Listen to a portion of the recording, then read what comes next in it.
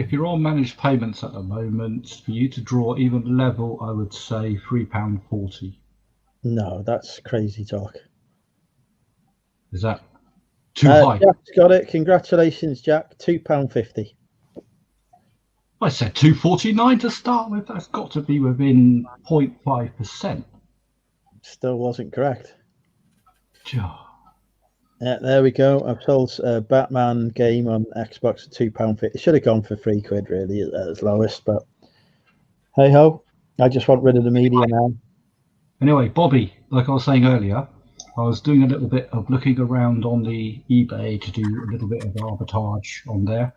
I found someone selling a set of coins which is only worth about £54-60. They wanted 98. However, the set wasn't complete, so what they had done is they'd replaced all the items that weren't there with actually better items. They were all what we call carded. They were actually in presentation packs. One of them was a silver proof, and that particular coin as a silver proof sells for a shitload of money. So I done a sneaky little, he asked for offers, and I said, will you give it for me for £83 and shipping, which would come to £90? After about a day of thinking about it, he said yes. So I bit his arm off and bought it. I'm going to make a little bit of money out of that. The coins in the set I don't particularly care about because, like I say, they're the ones that are left are probably worth about £50. But the other 5 bits he replaced the missing coins with.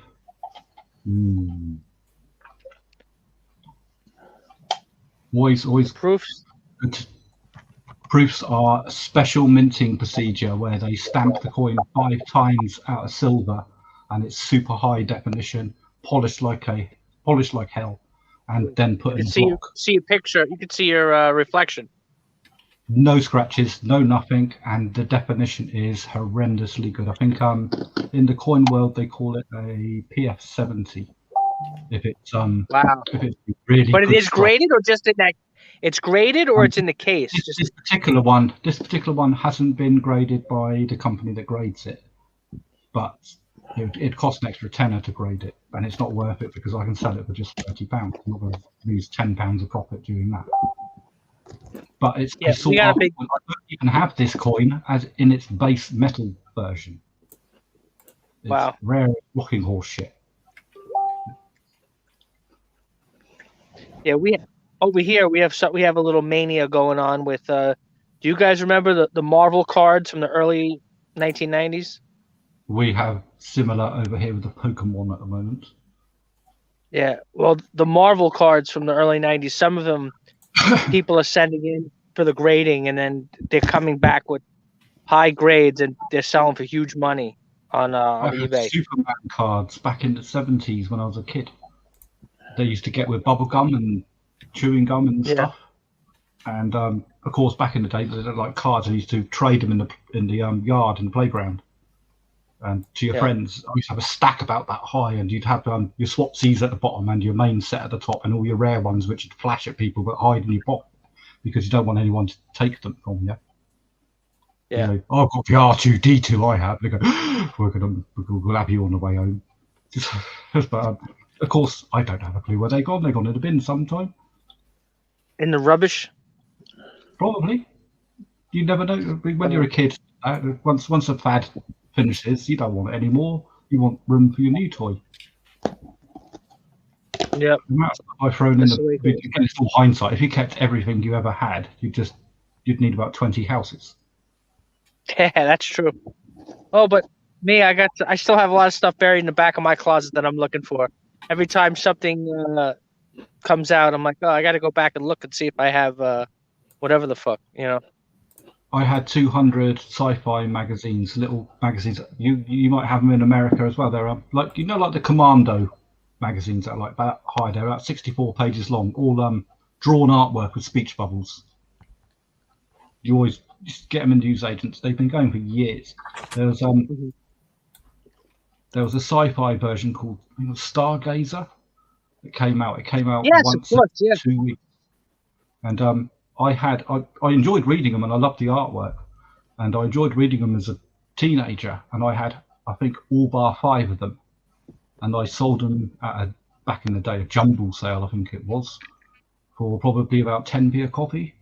Of course, 20, 30 years later on, I got people showing me copies of these. Say, "Oh, look what I've got." I said, "Yeah, I used to have some of it." Do you know how much they're worth? I said, "No." I said, "Well, this one cost me £20 to buy." Well, shit! I got rid of all mine. The whole set. What about? Do you remember Heavy Metal magazine? I remember seeing it in the newsagent. I wasn't a heavy metal fan. Yeah, it's like the Beano, which is probably the most famous comic in England. Maybe people would disagree and say it's a dandy, but the Beano has been going since. Whoa. Doctor Who Adventures. Doctor Who wasn't going back to the 30s. But the first edition of the Beano. Age does not equate to fame. All right, guys, I got to get back to work. I got to do some back to work. Remember, Gesundheit. Thank you. I didn't really work. I only did a couple listings, and then I went to the post office, and then got dinner, lunch, whatever the fuck. This is what happens when you wake up at 2 o'clock in the afternoon. Now I got to get work done, and I'm feeling tired already. I know I feel bad. You guys, you can't leave the house, you know. But wait, before I leave, but isn't there a schedule? Aren't you scheduled to have the lockdowns over in like a couple weeks? Remember, I'm different. I've been told by the track and trace government agency. No, I'm not. No, I know the Stasi has you. Andrew can leave the house as long as he follows the guidelines that the government have given. I am not allowed to do that even. I'm not allowed. Not you as a person. I'm talking about in general, not you because the Stasi, Gestapo told you. Scotland is 1 week after, I think. 1 week. Wales haven't given a roadmap yet. Yeah, I've got no clue. Here, no idea. But we'll be going back into the tiers, so I'll probably go into tier 3, which means that 3. You're in Dunfermline, are you? Dunfermline, yeah. I think last time I was near there that was tier 4, and that was just before lockdown. Yeah, we went into tier 4 just before lockdown. Because I remember working in Scotland, and we could go out to a takeaway to get food, or if we were in the supermarket, you can pick up uncooked food. But we couldn't go to pubs. We weren't allowed out or anything like that. You weren't allowed to do anything. We were so close to Edinburgh, and I wanted to see Edinburgh. It was the winter, but never mind. On our days off, it'd been great to have a look around. Not allowed to travel from where our hotel was into Edinburgh because it's more than certain kilometres or something. Yeah, but you should only the fact I was a key worker that was allowed to work there. Otherwise, I wouldn't have been allowed across the border. Yeah, well, I went through the car boot sale in Edinburgh, but that was tier 3 at the time. Yeah, the car boot sales were still open. This was, I think, when was that, in the fall? Maybe the last snow. Just before Christmas, I think I was up Edinburgh way. Yeah, well, I think pretty much everybody went into tier 4 just before Christmas. There's very few places that wasn't. We couldn't go anywhere or do anything, so. No, it's been basically the same since. And then what tier does the pubs open? Tier 3, tier 2, 1? Pubs are opening in stages. Soon, I think in a month. Is it a month and a half, 2 months, or whatever? We're allowed to go in their garden. Okay. And then do table service to the garden, weather permitting. And then eventually by, I think, June the 19th, is it? It fully all opens, so you're allowed back inside. Or is it? Or do pubs have a limited amount they're allowed inside before? I don't know. You have to read 84 pages of newsfeed to find out what the hell's going on. It'll be different for people. Have to be getting restless. They got to be getting restless. Oh, they are. A lot of people just ignore the rules, which is, I can understand why, but it's wrong because it's just going to prolong the lockdown periods. And you get a different strain coming. I mean, we're getting strains over here where cases pop up, and we have to do surge tests to find out exactly where it is and lock that area right down to the bone immediately. My postcode was in one of them last week, not because the reason I'm isolated. I was working away at the time, but there was I think it was the African strain we had in Yeah. and this is like limited to 3 roads. Yeah, this was limited to 3 roads. There was an outbreak of only 16, but they wanted to catch it immediately, so everyone had to go for a test. But I was working away, Right, so for that. I'll see you guys later. See you later, Bobby. See you soon, Bobby. If I ask you if you're coming on, oh, he's gone. I was going to say, if I ask Bobby if he's coming on tomorrow, he's going to tell Don't me. start that bloody conversation again. I won't ask that question ever again. So, how's my friend Derek? Good. I'm really pleased at the moment because I've got loads and loads of new stock. I've got 2 videos out of haul videos of electricals. Filled the car one day and had a good load of stuff the next day. So yeah, I'm excited. I listed about 3 or 4 video recorders yesterday. Got some DVD combis, VCR combis, recorders. All that. You're sounding like George. He loves those, doesn't he? Yeah. Where did George got it from? Why do people buy them? I don't know anyone that wants one. Obviously, people do because they're buying them. People copy their DVDs. But the quality is so crap. Sorry, the VHS. Even if you had a brand new one back from the day, and it was still in the package, and you got it out and you used it, the quality is still crap. Yeah, but if you've got a home video of... Well, give it to someone that can put it onto digital for you. No, that's what they do. They convert it to the DVD. And then once they've got it... Christ, they bought the video recorder, they could have handed it into someone that does it for them. Possibly, yeah. It depends how I know just because I don't understand the market doesn't exist. But some people might want it to play DVDs and play VHS as well. It's getting quite popular again. Born, but they don't send. People always want these. They had naughty tapes. They had. That's what I reckon it's all about. But yeah, I sell loads of them. Sold 2 this evening. Panasonic and a Sony one. I'm sorry to answer your question earlier. The FTC grade for proof coins. I think a lot of people use. Is it NGC or NCG? It's an American company which everyone goes by. They have a listing of every type of grade. You can actually track every coin they've ever graded, so you can find its authenticity. And to get it graded by them varies according to the coin's value, but it inherently puts the coin's value up immediately because they send it back to you slabbed with the grading written on it. Sorry, just got into my coin mode a minute.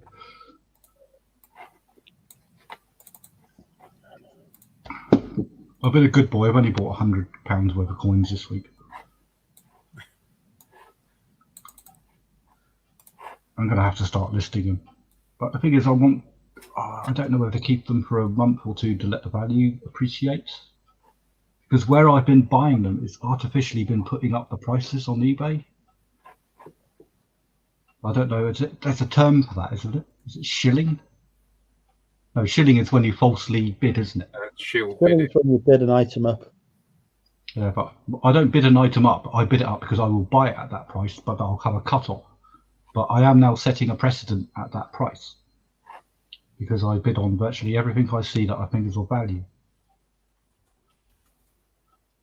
which is legitimate because I am going to buy it. Rarely source from eBay these days. There's too many people sourcing from eBay at the minute. It depends on the product that you're after. If it's simple, normal, boring tat, pointless because anyone that wants it would have been looking at the same search as you do, unless you know any particular searching tricks, like all the spell checker tricks and all that, which everyone knows. And that's how I find half my coins. I don't search for exactly what I want.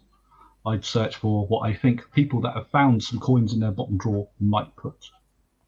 And it might take me an hour, but you generally track 1 or 2 down that I've got all these coins, and you've got to get them within 10 minutes because I'm not the only person. I'm not the cleverest guy on the planet. Everyone knows how to do this.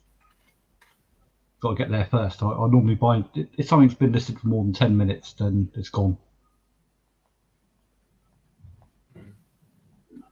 But that's sourcing, isn't it?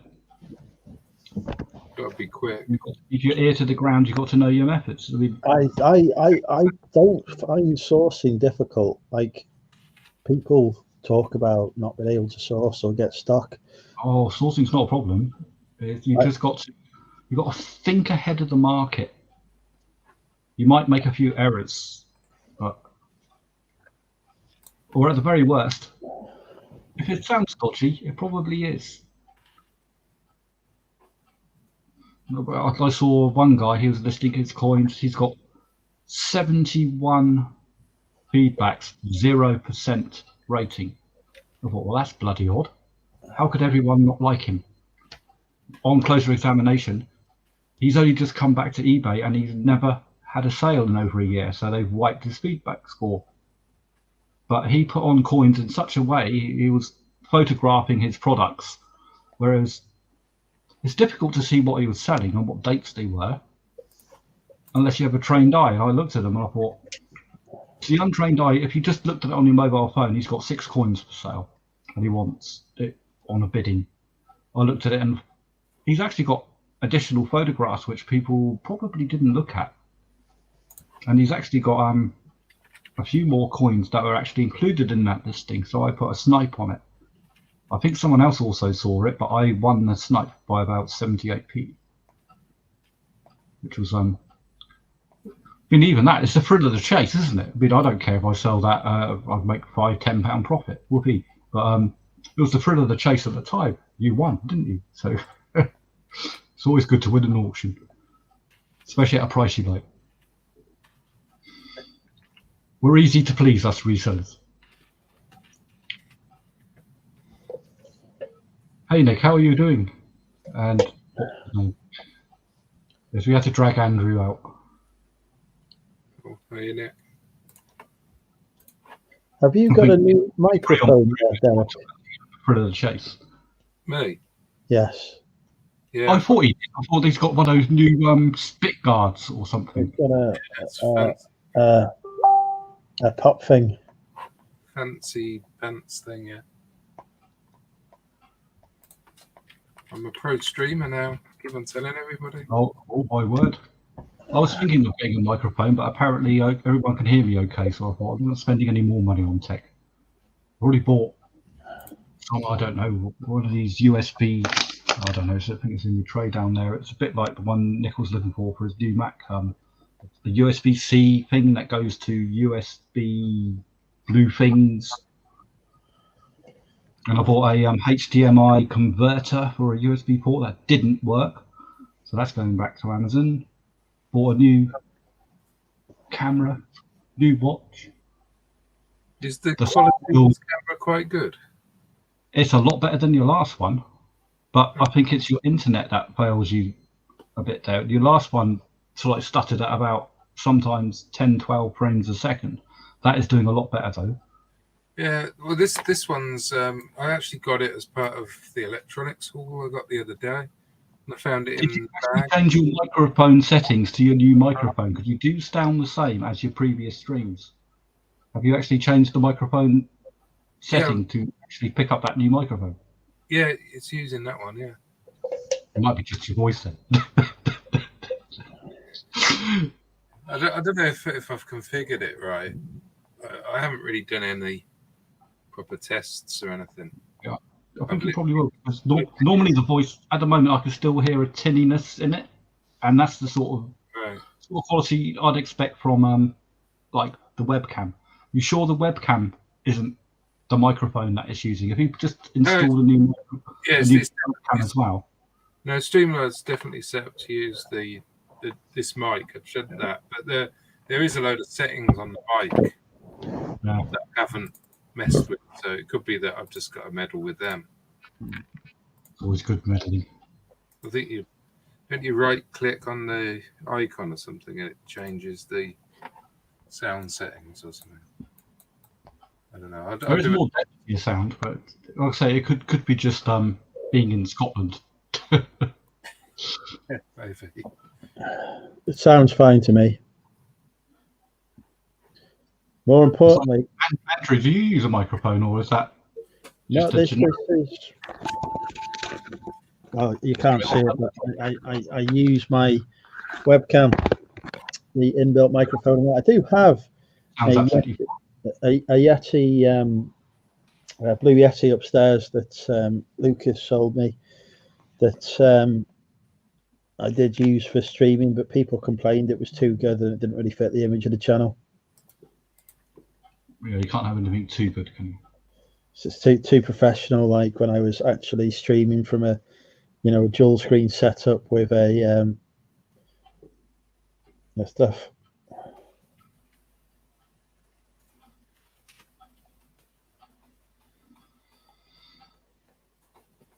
See you later, Chris.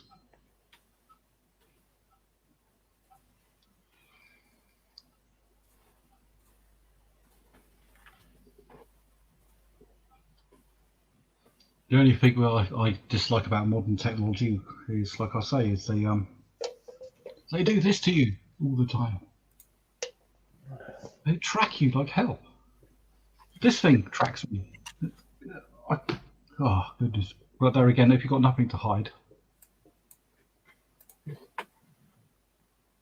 Paper straws and McDonald's. I believe the only reason they now use them is to stir your coffee. There's no way I'd use that on one of their funny looking, was it milkshakes and that? Oh God. Yeah, they go all soggy. I've got the figure of a fine man, but if I had one of those, I think it's 1 billion calories in one of their milkshakes. Yeah, apparently they collapse, don't they? Yeah, if you have a milkshake and you use those paper straws, halfway down the drink and it's gone all soggy, you really need 2 straws to get through the drink. I've seen some very pretty looking metal straws you can buy from supermarkets and other stores. Yeah, and they look cool. But how are you going to clean them? You'd have to boil wash them inside and out and make some flow, wouldn't you, to get the crap out of the middle of them? So I just use those mega straws. I just stir my latte with it a bit, because you've got to drive through McDonald's now. I've got about 8 or 9 cards of coffee with stickers on them that I can't use. Well, I can eventually, I'm hoping. But you can still use your stickers on the drive-through. Can you? Can you use them as part of your payment? Yeah, just tell them as you drive through. Yeah, but I don't want the coffee. Normally I want. The thing is, when you're on a drive-through, you feel rushed, don't you? You say, "I want a breakfast with this, that, and the other, and this, and the other, and that." Okay, yeah, move to the next booth. I don't want to say, well, I've got this card. I'd like a coffee, but I'd like to break my breakfast down a little bit so that I pay for those bits only. And by the time you do that, you're getting honked by the next car. You can do that. I've done that loads of times. Yeah. Use the card for this, with the stickers, and then just say, "Yeah, I've got bloody one burger or whatever." Yeah, there's another one. Look, see what hundreds of damn things. They're just lying around the place because. One thing I would agree with McDonald's advertising about their coffee is their coffee for the price they offer is damned good. I know we have people like Nick that is a coffee hater. I fucking hate paper straws. Yeah, paper straws should be banned. They are the fucking awful things. I would have thought anyway, they'd make them impossible. They just go soggy. I cannot frigging drink a drink out of a paper straw because the frigging thing goes to disintegrate. I end up drinking the fucking paper. It's not good. Well, Nick, you got to use the drive-through. They won't let you do park. Back in the day when it was actually all open, what you could do, you could go on my place. You can go to the KFC next door, walk in. I was always at work walking by. Pick up a plastic straw, walk back out again, go into the McDonald's, get your drink, and you've got a plastic straw then for your drink. I only did it a few times, but you can do that. But obviously you can't now because it's all closed. But I would never do such underhand things.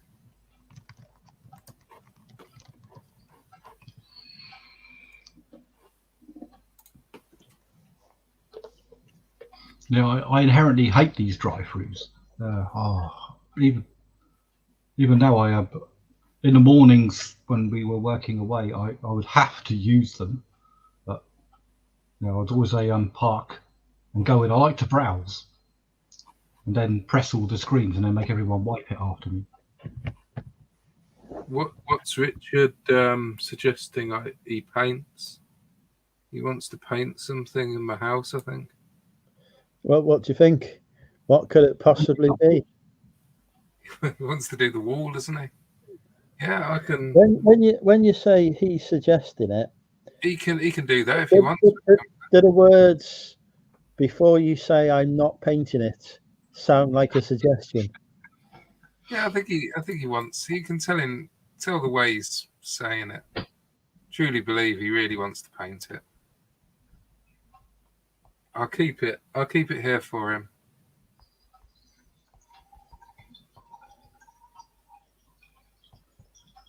I've heard Tom the English Picker wants to come up and help you build like fucking barns or something anyway, so get Tom to do it. Yeah, I'm going to go on holiday and Richard and Tom's just going to do it. I'll come along. What I will do is I'll come along and stream it live. I'll stream it live to YouTube so you can check the progress of the work. Yeah, that's a good idea. While I'm sat in your jacuzzi. The hot tub is actually so you can just... Didn't the government say they wanted a spaceport in Scotland?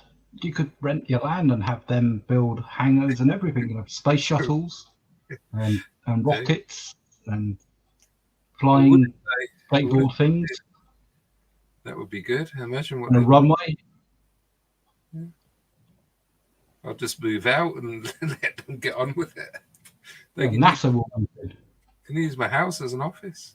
Richard Branson will move in for his new skyrocket evening. Yeah. I'll just do a house swap with Richard Branson. What, on the desert island that got absolutely mullered by that hurricane? It will still be better than here. Well, admittedly, your house looks like it's been mullered by a hurricane, but I expect is this true, what I'm hearing, that you're setting up a spaceport on your land now, Derek? He is, yes. We're going to have like space shuttles taking off. Sounds a good idea. Now, it's going to be like a shit Elon Musk. Apparently, there are explosives. Speaking of my land, I want to relocate my driveway, and that will allow. Ask for planning permission for a 3 mile driveway that's about 8 meters wide with lights. Good. It was a fortune.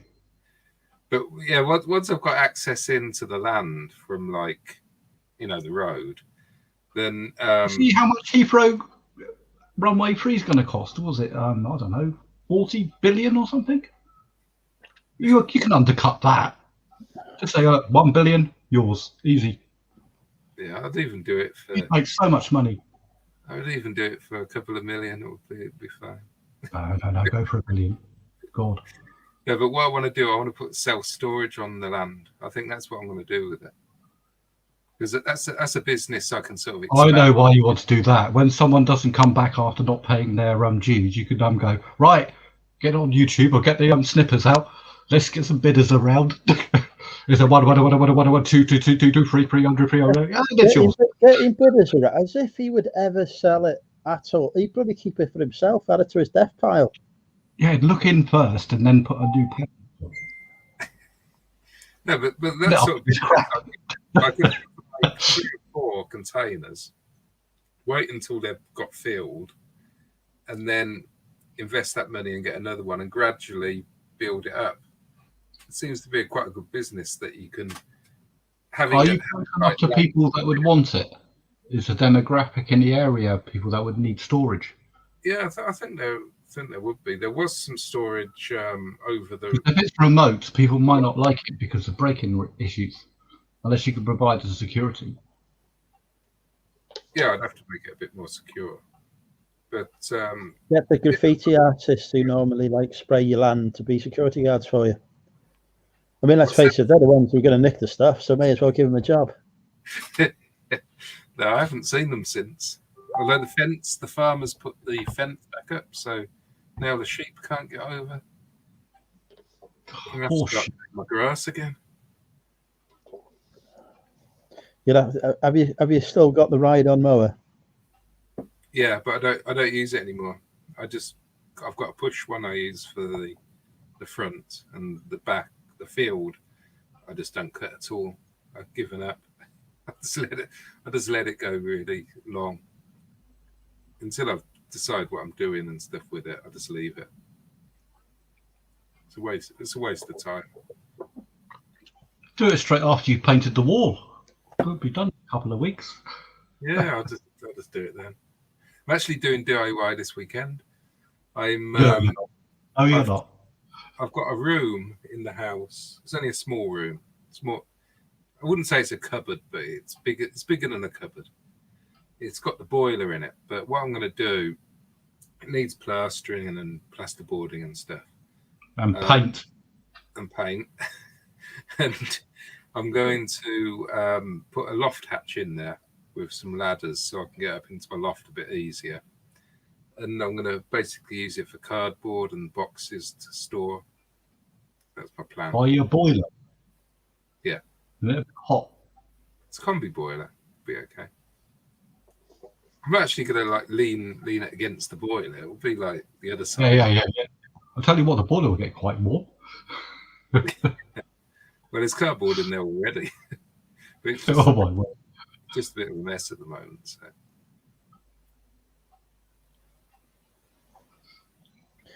When is Tap Peddler going to start doing bath selfies?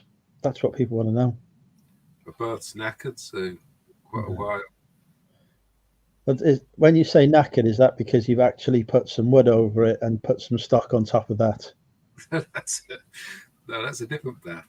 No, I had a leaky a leaky cold water tap.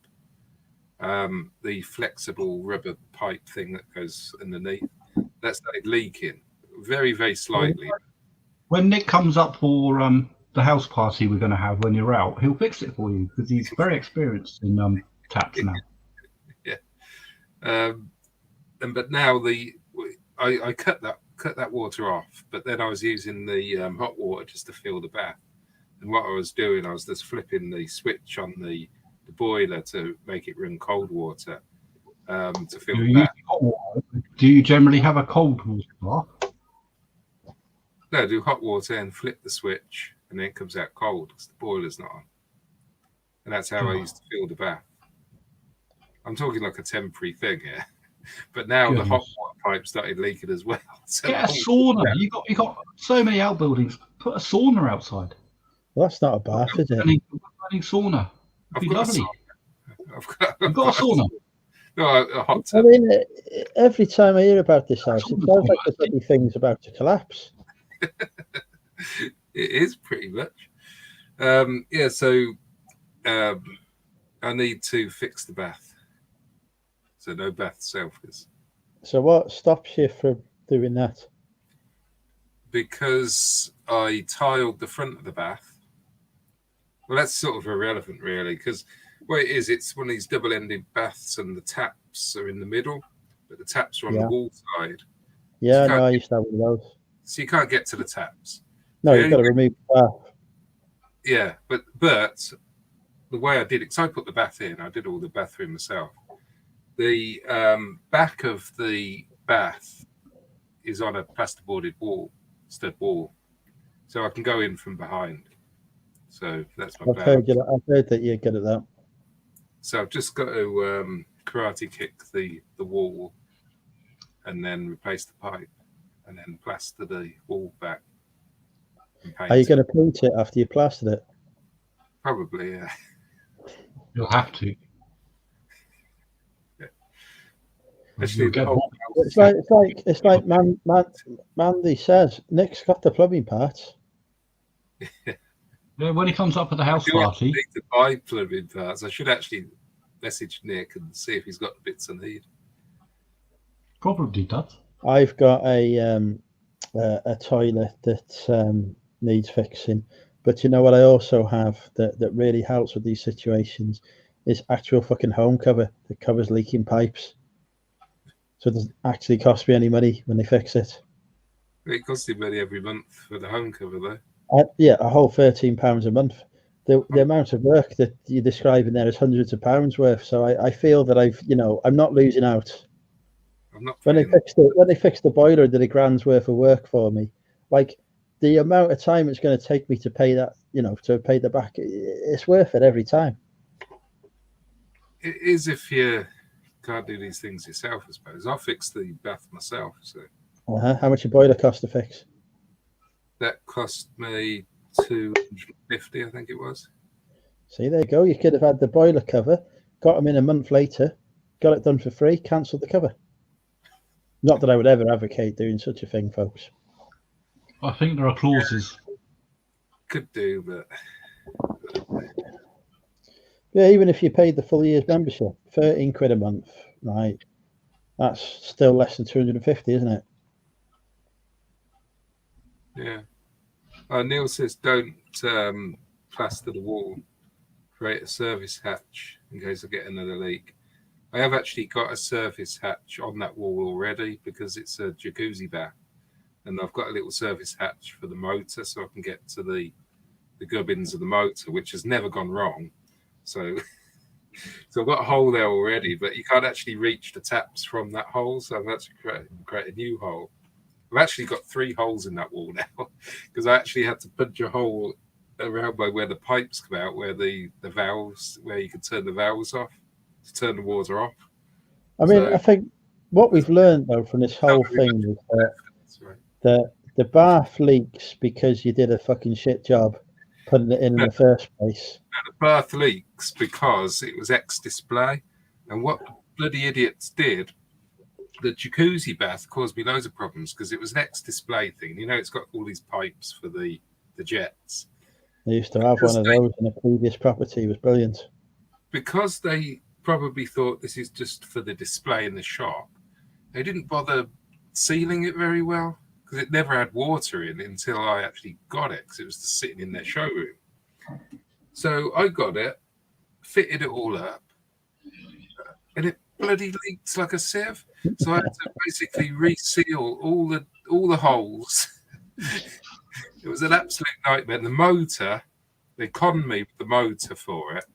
They gave me this old motor that wasn't the motor that was there when I bought it. Yeah, it's just a nightmare. So yeah, but it's good now. Well, when it works, it's good. I don't really use it much, really. The jacuzzi thing. I never really go in the bath, really. I'm a shower guy, really.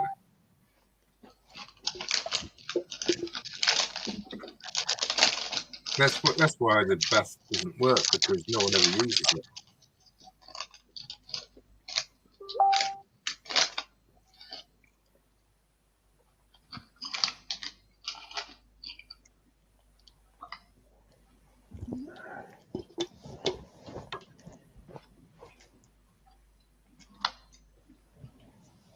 We got shit plumbing cover if that's what happened to your TD. Mine fixed everything. Brilliant.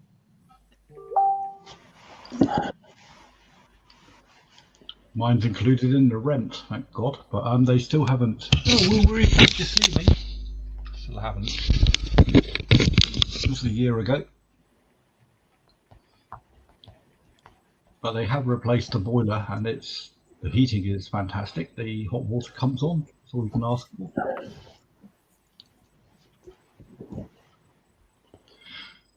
But living down south, £600 for a 1-bedroom flat. Oh God, I could buy your place, Derek, for that. I think his house is worth more than £600. Like, even though it's black, as for rental, it's definitely worth more than £600. 610 then. Or 625 for bills. I'll pass, thanks. I am actively looking for new accommodation, but there is nothing down here because it's such a big student city. All cheap accommodation is taken up immediately. Yeah. So I'll be looking at about, I don't know, £900 for a 2-bedroom flat, something like that. Oh, I don't know, but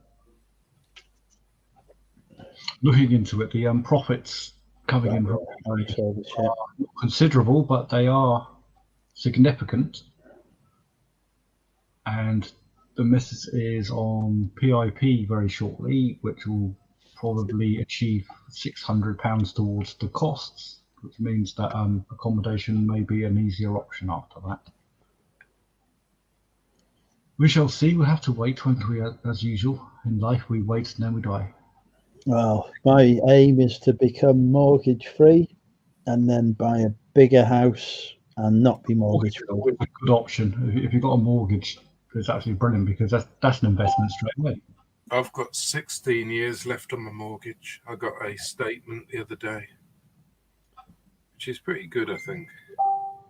Is there any way of paying it early? Well, I can pay. At the moment, it's not really worth it from the interest rates, but yeah, well, always worth. Any debt is worth paying early. Yeah. Well, the main problem with that, I haven't got the money. Excuses. You've always got excuses, Derek. Oh, can't be bothered to pay the mortgage. Can't be asked to pay the mortgage. Can't pay the mortgage off. I've got other people to pay off first. And then this massive loan for your storage empire. Yeah, well, I don't want any loans for that. I'm hoping to pay for that, fixing the storage. UK financing, happy to provide a loan. Only 230% interest rate per day. That's nearly as good as my credit card. Neil was asking a question about my wall. He's saying, hasn't that wall next to you got loads of covered holes on it? That's just where I've covered up the screws that hold the plasterboard on. But then I haven't painted it. Bobby's going to come back on in a minute and say, you're a charlatan. I did actually think when I commented. You tell me about my ceiling. I have to paint your walls. I know what Bobby's like. He will. He will do it. The wall is good. But apart from my ceiling. Yeah. There. Oh my God! Look at the stuff. Oh, mine was bad. Up here as well. Mine's perfect. You had the front to tell Mr. Krillin all about his dodgy ceiling. Yours is actually worse. I had a bit of a leak on the join. It joins. It's a flat roof that joins onto the tiled roof. But about a metre of it is actually part of the barn roof, which is hard to explain without seeing it. But the barn roof is pretty knackered, and it runs slightly under the rubber membrane at the moment because of the way it's all done. I need to fix it properly. This is another thing for the list. It's another thing for Richard to do, I suppose. Derek, I thought of a new thing to sell. Time on eBay. Imagine the money you can get. Advertise time, buy it now.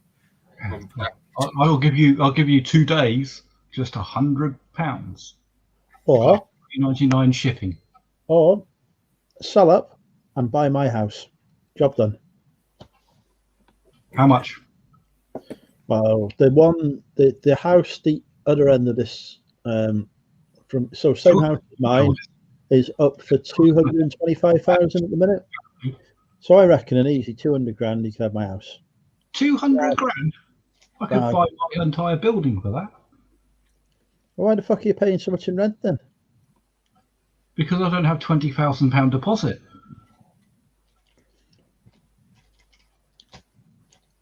I mortgage same as your rent. I remember my very first mortgage. I think it was £1,000 deposit, and I bought a share of a house with my friends when I was about 18, 19. We bought a three-bedroom house together, and it was £53,000 for the house in South. That was quite a lot of money back then. It was £1,000 each on deposits. There's about £3 grand deposits. So it's like a £51,000 mortgage, 17 grand a piece.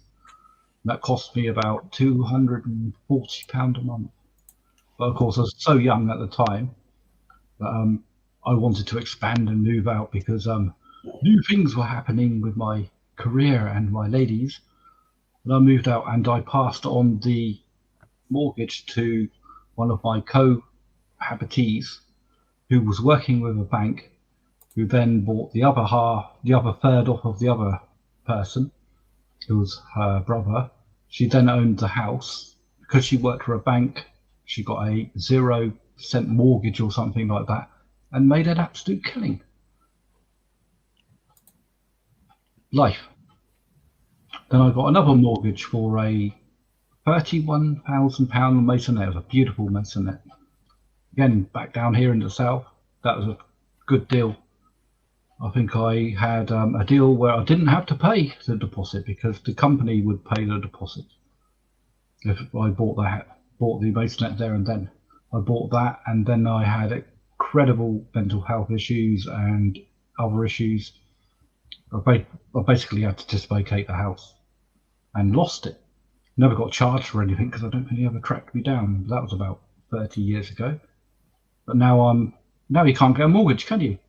Because everything's, well, down here, if you want anywhere decent, £200,000 minimum, probably $250,000, and 10% deposit. So I'm luckily living in rented accommodation now. How my life has progressed. Yeah, I think I'm reasonably pleased with success stories.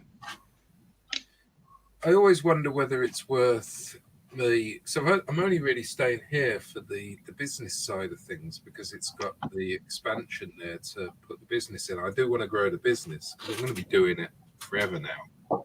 So you got to learn not to piss off all these reselling sites. Don't get banned from them all. I'm back on Facebook now.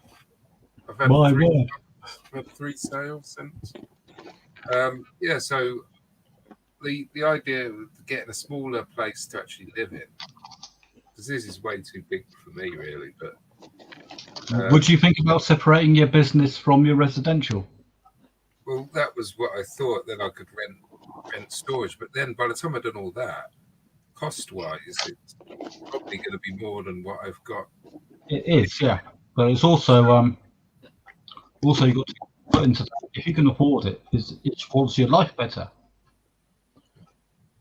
Sometimes people don't like living under the same roof as their business. It's like Mel's tried to move all of her business out, hasn't she? Although she's been ripped up by a landlord at the moment. Well, this is why I want to get this room done this weekend, because I've got a load of boxes, cardboard boxes, which I use all the time, every single day. So I need them coming in. They're always going out. But they're in my living space at the moment, stored in my living space. And I see them all the time. Every time I go to the kitchen, they're there. So I need them hidden. Well, Andrew did the last few months, haven't you? That HQ that you've built and put up. You now have living space. Well, mostly. I can see some shit in the background, but house is still full of shit. Yeah. That's because I need to put stuff in this shed in the garage that I haven't done yet. Exactly. Your shed or the creosote, or not creosote, whatever the word is today. Nice paint that preserves the wood. My aim this year is to separate the main house from the business. So I've got a door that comes off the hallway that goes down to my office, and that's fine. I don't mind having business stuff down there. But anything else, I want it all out of the house. That's my aim by the end of this year. It's quite a lot to do, really, but it's like my business model at the moment, where I work part-time eBay and full-time doing merchandising work. And I still run EPS. I still run, I will post every single day, which means my stock must be carried with me, and I must do this in my hotel room. Now, when this pandemic ends, our company will put us down to dual rooms again, so I'll have to share with someone. I don't think they're going to want my printer running and me hogging the entire room with my stock and all the desk space and all the plugs with my printers and Christ knows what else. So I've got to think ahead a little bit. I can't think, oh, when it happens, because that's too late then. I can, if I wanted to, I've worked out my percentages. If I expanded my business 5-fold, which is easy enough, I just order 5 times the stock, I could probably draw level with what I'm earning. But I can't, this place, to make that expandable further, I can't live here. I would have to live somewhere where there is more stock and where I have a permanent status. Like I've got like my desk, and I've got, there's all my packing supplies, there's all my stock behind there, over there, and it's all on the floor down here. This is my living space, and it's very limited amount because it's expensive. Yeah. But in order to expand, which I desperately want to, I would have to make some decisions. And if I also wanted to sell other stuff than the very small rubbish that I normally sell, like if I find something that's quite bulky that I know I can sell, I can't take that to work with me every single week, just in case it sells. So I need to either do one or the other.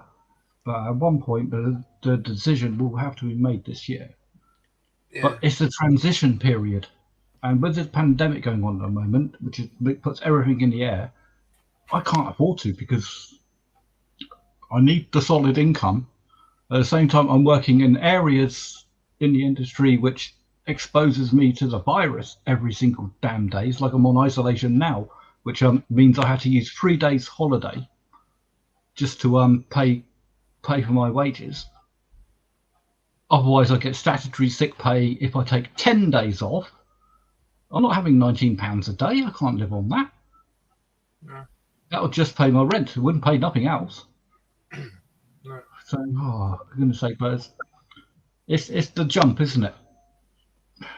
Yeah, it's making the decision and actually doing it. See, making a decision and doing it, and then finding out it doesn't work halfway through. You need a substantial amount of money back, even if it's on credit card or something. It doesn't really matter. Well, I suppose it does matter, but yeah. you just need financial backup, don't you? Just in case you have to reverse the course.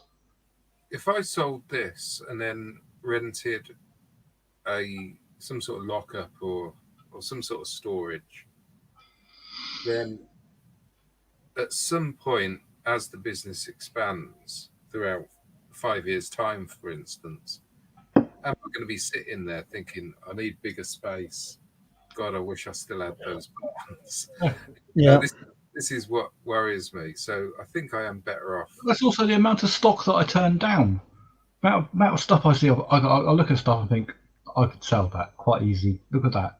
It's on the shelf in the supermarket, and they put it down to about 10% price. A whole line of it, I could buy the lot. I thought, well, in order to sell that, I'm going to have to take it with me to work every single day. Yeah. If I'm working, I can't do 2 jobs at the same time. Andrew's lucky because he has his HQ and his job. He can do both at the same time. He's got it sussed.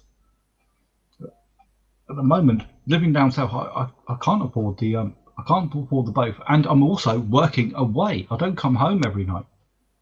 So any stock I have, it's like that orange bag under there. That has I have to run a spreadsheet to project my sales, then double it just in case something goes mental.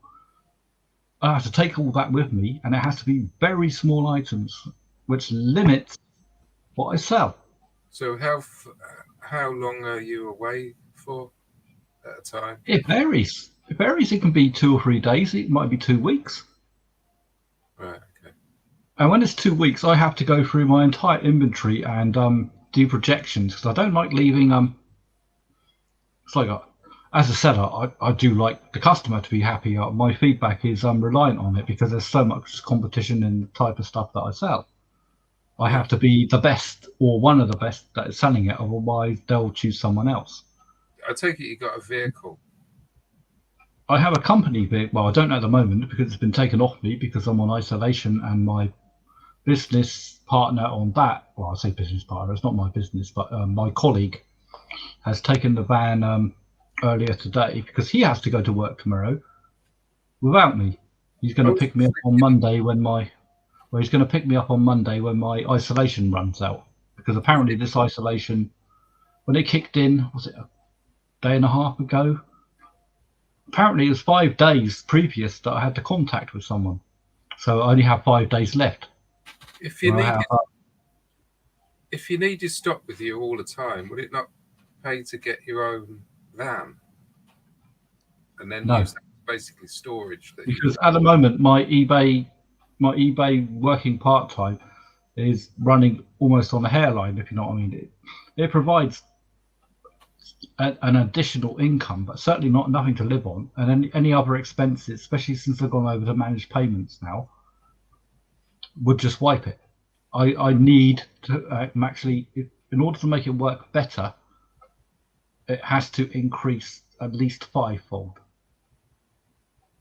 Right. I mean, it works nicely at the moment when I don't have to have anyone else in my hotel room, and I can use the company vehicle, because it's got a massive, obviously you've seen transit vans and stuff.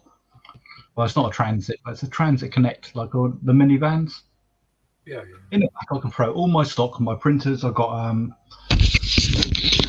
the brother down there. I've got another printer down there. I've got a big crate down there. I pile all that in there, and then I take all my stock in bags. I take all my packing equipment, everything. But because I've been doing it since lockdown, which has been almost, I don't know, what was it, about 8 months since we've been properly locked down like this? Yeah. Or not been able to share a hotel room anyway. I've been able to overtake the hotel room. I can go in there, I can bring up all my stuff and set up an office. It takes me 30 minutes to set up an office now. Right. Yeah, so if you're sharing with someone, they're not going to be happy, I think. Oh, the thing is, you've got to be...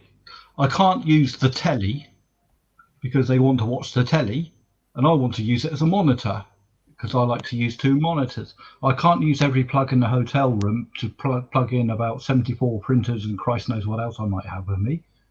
Could you not just pay... You know, you've got to be considerate, haven't you? So can you not just pay the hotel room yourself? I'm in a Travelodge. Have you seen what Travelodge Wi-Fi is? I don't mind paying for extra Wi-Fi. I've got a BT account. I get millions of gigabytes for nothing. Well, not for nothing, but for paying for the plan. I mean, so you don't have to share the hotel room eventually. You could just pay for the hotel room yourself. It cost me an extra £30 a night, which is more than I make a day. Right. I mean, pre-Christmas, I was making, I don't know, it doesn't sound like much, but I was making about £20-30 a day on eBay. At the moment, I'm making, I don't know, I could probably tell you, I won't bother it. It's probably about £12-13. When I say £12-13, this is clear profit after every single cost. Yeah. It's after all the eBay fees, it's after, well, it's not PayPal anymore, but all the other fees that you have to pay, your post, the buying of the product, everything. It's your clear outlying money that you got back in your bank that is now yours after everything's been paid for, after everything. And people think, oh, wow, £10-15 a month, is it really a day? Is that really worth it? If you add that up per month and then per year, it's £7,000-8,000. Yeah. So part-time on top of my salary, that is actually a significant amount of money. But if you're going away for like 2 or 3 days, can you not just make your dispatch time of the items? No, because I'm on EPS. What's EPS? It's the one where you get a little badgy thing next to you, doodah, because the very next day. Oh, I know what you mean. Yeah. You can offer standard and first class. Yeah, so you got a dispatch. I'm still in a balance situation of thinking, is this bloody worth it? Because it gives you 10% off of your final value fee. It sounds a lot, but your final value fee, 10% off of whatever, works out to be about 4 or 5 pence on what I sell. Well, that's why I don't bother with that. The only thing is it pushes me to the top of the damn listings. But wouldn't it do that anyway? Normal top rated. No, I have so much. There's so much competition in the type of stuff I sell. It came to the point today. I actually started attacking other sellers on online. Well, not online, but on eBay, because I'm not allowed to say the word Lego in my minifigure sales because it's not Lego, which is understandable. I don't mind that, but there are other people still doing this. Yeah. The way they got around it is by not changing their listings, because their listings will stand and they're still making sales, but they now have an advantage over me because they mentioned the word Lego in the title and they're seeing theirs before mine. So I complained to eBay today to say, well, this is out of order. I'm not allowed to do this. If I want to adjust or edit my listing and it's got the word Lego in the title, you won't list it. So I have to take it out and I have to say fits all toy brands or some generic stuff to get out of the copyright thing. Yeah. But these other people are making well, not millions, but a hell of a lot more than I am from having the word Lego in it. Well, this is unfair competition. So a couple of my friends said, well, that's just being pedantic, isn't it? You know, that's being nasty. I thought, well, no, it's business. Oh, yeah. Today I started targeting some of these people and starting sending reports into eBay saying, look, this person has put Lego in his title when clearly it says in the description it isn't Lego. So that's an unfair title violation. Have you seen them do anything with the offenders though? Have they kicked them off? Or? I've only started doing it today. I mean, I had one I hadn't changed today. And that's what kicked it off, really. Is I saw one. I tried to. I thought, well, this listing's not doing very well. I'll just change a couple of words, and it wouldn't let me relist. It said you said the word Lego in the title, and it's not Lego, is it? Right. So I had to change it to a toy that fits popular brands. Yeah. Otherwise, it wouldn't let me relist it. Then I looked at everyone else's. They all say Lego still. And I thought, well, if someone types in as a search parameter Lego, and they find this and they use their mobile phone and don't read further down the description where they have to declare it's not Lego, which I do, and they'll buy it. And they're buying it at a £5 and I'm selling it for £3. So you can't even put it fits Lego. So you couldn't put minifig. The word LEGO. If LEGO is in there and it's not on a Lego dedicated description part of the eBay system, you'll get flagged if you try to relist it or edit your listing that already was there. Right. So what all these old sellers are doing is just leaving it there and just pumping new stuff in because it was like a multi-item. So instead the quantity. Gentlemen, I'm gonna have to go to bed. I've got work tomorrow. Work? Yeah. Carriers don't have to do work. Boris is going to need his early morning for coffee, isn't he?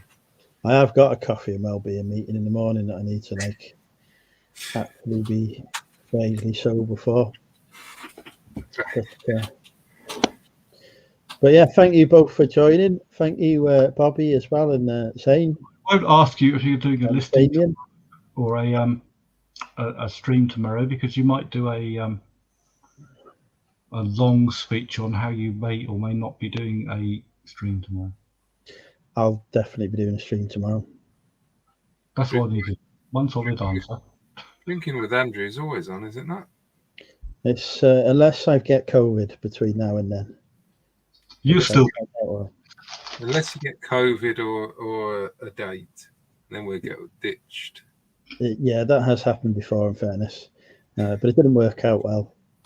So you should have done it with Andrew instead. Yeah, I came on drinking with Andrew afterwards, so that says it all. Thank you, everyone, for watching. I'm going to head to bed. See you good night, all. Tomorrow. See you tomorrow night. Bye. And possibly Zane.